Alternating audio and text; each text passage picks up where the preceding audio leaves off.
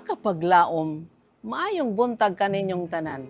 Ang atong hilisgutan karong Pebrero 25, giuluhan og ang relasyon sa espirituhanong mga gasa ngadto sa Biblia, bahin 3. Ang atong teksto makita sa 1 Tesalonica 5:19 taman sa 21. Ayaw ninyo pagpalunga ang espiritu. Ayaw ninyo pagtamaya ang panghimog propesiya. Hinunua, sulayin ninyo ang tanang butang. Sagupan ninyo ang maayo. Kapag laom, daon sa kasayon ang pagtamay ni bisan kinsa nga nagaangkon sa pagbaton sa gasa sa tagna. Human sa tanan, kita adunay Biblia. Unya aduna usab og daghang buang-buang og kaduha-duhaan nga mga tawo ang mihimo sa pag-angkon ni ana subay sa kasaysayan. Sa kahayag ni anang kamaturan, natural ang pagduda kung dili man ang pagtamay. Apan ana sa Biblia ang kaugalingong tambag niini nga topiko. Ayaw ninyo pagpalunga ang espiritu. Ayaw ninyo pagtamaya ang pagpahimog propesiya. Hinunua, sulayin ninyo ang tanang butang. Sagupan ninyo ang maayo. 1 Tesalonica 5:19 taman sa 21. Ang pagtamay diha-diha dayon niadtong nagaangkon og gasa sa tagna, dili kapilian o opsyon alang sa mga Kristohanon sa bag-ong tugon. Sa sukwahi, ang kasulatan nagsugo kanila sa pagsulay ni ana nga mga pag-angkon.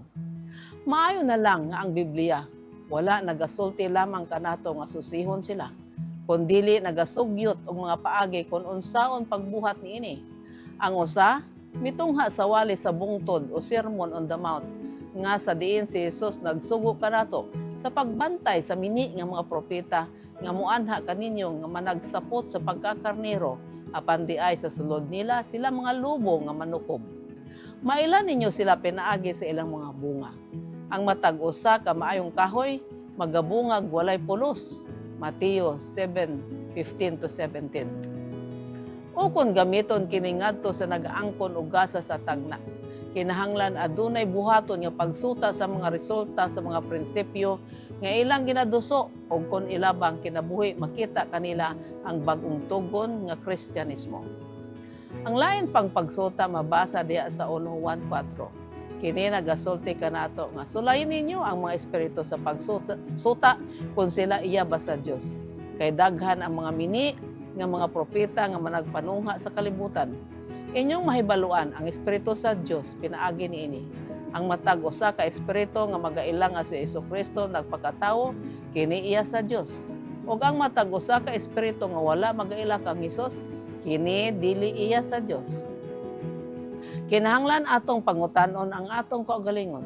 Unsa man ang ginaangkon ining propeta bahin kang Hesus? Ang Isaiah 8:20 naghatag sa ikatulo nga pagsuta. Kini bang ginatudlo sa taon hay uyon ba sa Biblia? Kini tanan maoy mga mahinungdanon nga sulundan sa pagsuta apan labaw pa ka mahinungdanon mga kun ang ilabang pagtulunan nagapunting sa ilang mga kaugalingon o sa ilang pulong o ngadto ba kang Hesus ug sa Biblia. Nakaplagan niya itong mga sinauna nga mga Adventista nga ang ilang mga kaugalingon napugos ngadto sa ilang mga Biblia. Samtang sila nangita sa pagsusi sa mga pag-angkon sa batan-ong Ellen Harmon White ug sa uban pa sa ulahi nga bahin sa 1840. Og dili kanunay sayon sa paghimo sa ilang mga desisyon. Mga kapaglaom, dili gihapon sayon ang pagsusi sa mga pag-angkon sa mga propeta karon. Apan dili kini mao ang punto. Kita adunay mando kun unsa ang pagsusi sa matuod nga mga propeta nga nagaangkon og gasa sa tagna.